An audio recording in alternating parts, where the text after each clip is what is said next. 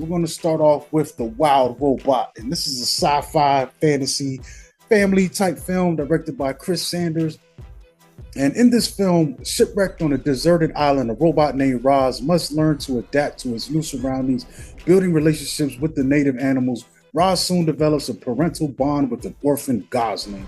And this thing has a pretty cool voice cast. We got Lupita Nyong'o, who plays the robot Roz, Kit Connor, who plays the gosling. We also got Stephanie Hsu, Mark Hamill, Pedro Pascal, and Ving Rhames, as well as others. And what did you think about this, Cornelius? Overall, I really liked it. It was, I really had zero expectations of it. I didn't know it was a book series until like after I saw it. But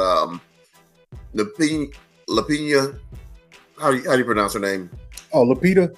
Lupita has been on a couple of podcasts in the last couple of weeks and talking about the film.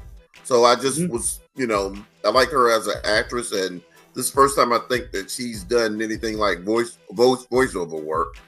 So and also Pedro Pascal's in it. So I just wanted to check it out. Yeah, it's surprising, man. Like, I didn't know anything about it. I kind of went in blind. I didn't know it was an adaptation until after, I had already seen it. But yeah, I thought it was really good, man. The story just pulls you in, man. It's kind of one of these. It does give you a warm feeling at the end, man, because you got this outcast duck that's orphaned, in a way by accident. You know what I'm saying? So the robot kind of takes on, the responsibility of raising it. But it's also cool because this robot was on its way to a customer, and it crashed on this island. It looks like the modern world too, like the time period it's in, probably the near future. But this robot is crashed on this island and there's nothing there but animals. And crazily enough, it learns to communicate with the animals, even though they're kind of like, weirded out by the presence of this thing. But there's a lot of cool stuff that's happening in this, man. The voice performances are really cool, and there's just cool stuff, especially with the animals, man, because there's this harsh winter that comes through, and they all got to kind of pull together to pull themselves through it. So that's kind of cool watching that, and then later on, just watching the effort that this robot puts into raising this duckling, man. And it's not even like it's just kind of weird because you get the sense that this thing is sentient, a little bit, or maybe because of the way it landed there, something fried its circuits a little bit.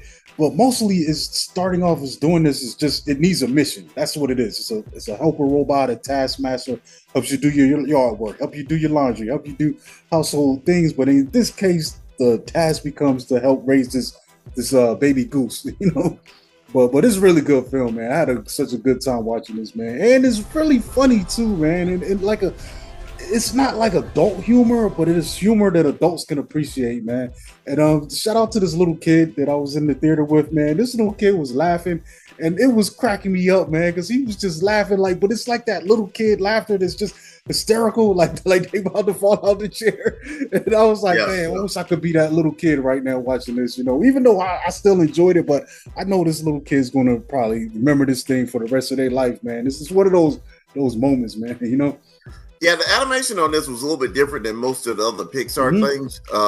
And not Pixar, DreamWorks films. Yeah. I really liked it. And just the motion of the robot, everything was real cool about this. Yeah, it is cool, man. It's definitely one I could see people crying, man. You're gonna drop some tears. Yeah, man. It had some like Studio Ghibli kind of feelings on parts of it. It wasn't just a plain story. Yeah, but it's cool, man. But yeah, the humor really got to me though. Like, it definitely has some funny parts, especially these animals having to interact at one point together. Because like I said, the winter's coming, and you got predators and prey kind of kicking it together in the same room. And speaking of animation, like you said, it is computer animated, but it also has like this weird, like a painterly style. It's almost like you're watching a painting or an illustrated book, come to life. Yeah, definitely. Like I said, it's cool how they did it, because it's different than any other thing that I've seen. DreamWorks, It's complete different animation of like you would see from like Shrek or what of their films, Madagascar or something like that. Yeah, man. But I think I really did like the animation, man. I think it's cool of them to kind of go outside the box and do something that's different than what everyone else stuff is looking like right now. Um, but yeah, definitely go check that out, man. While it's in the theaters, man, I highly recommend it. And I think I saw the director it did pretty good, and he's hoping he's like, yeah, like you said, there are more books, so they could definitely do sequels. Yeah, yeah. And they say it even gets more deeper with what the robots doing.